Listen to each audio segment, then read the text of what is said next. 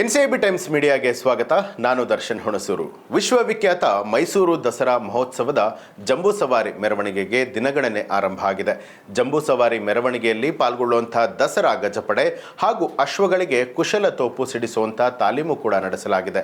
ದಸರಾ ವಸ್ತು ಪ್ರದರ್ಶನದ ಆವರಣದಲ್ಲಿ ಕ್ಯಾಪ್ಟನ್ ಅಭಿಮನ್ಯು ನೇತೃತ್ವದ 14 ಆನೆಗಳು ಭಾಗಿಯಾಗಿದೆ.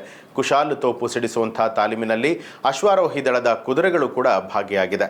ಮೈಸೂರು ನಗರ ಸಶಸ್ತ್ರ ಮೀಸಲು ಪಡೆಯ ಸಿಬ್ಬಂದಿಗಳಿಂದ ಕುಶಾಲು ತೋಪು ಸಿಡಿಸುವ ಮೊದಲ ಹಂತದ ತಾಲೀಮು ಯಶಸ್ವಿಯಾಗಿ ನೆರವೇರಿತು. 7 ಫಿರಂಗಿ ಗಾಡಿಗಳ ಮೂಲಕ ತಲಾ 3 ಬಾರಿಯಂತೆ ಒಟ್ಟು 21 ಕುಶಾಲು ತೋಪುಗಳನ್ನು ಸಿಡಿಸಲಾಗಿದೆ. ಕುಶಾಲು ತೋಪಿನ ಭಾರಿ ಶಬ್ದಕ್ಕೆ ಗಜಪಡೆ, ಅಶ್ವರೋಹಿ ದಳ ಜಗ್ಗದೆ ನಿಂತಿತ್ತು. ಹಿರಣ್ಯ ಹಾಗೂ ಏಕಲವ್ಯ ಆನೆಗಳು ಸ್ವಲ್ಪ ವಿಚಲಿತ ಆಯಿತು. ಇನ್ನು ಜಂಬೂ ಸವಾರಿ ಮೆರವಣಿಗೆಯಲ್ಲಿ ಪಾಲ್ಗೊಳ್ಳೋದಕ್ಕೆ ಸಿದ್ಧ ಅನ್ನುವಂಥ ಸಂದೇಶ ಗಜಪಡೆ ಹಾಗೂ ಅಶ್ವಾರೋಹಿ ದಳಗಳು ರವಾನಿಸಿದೆ.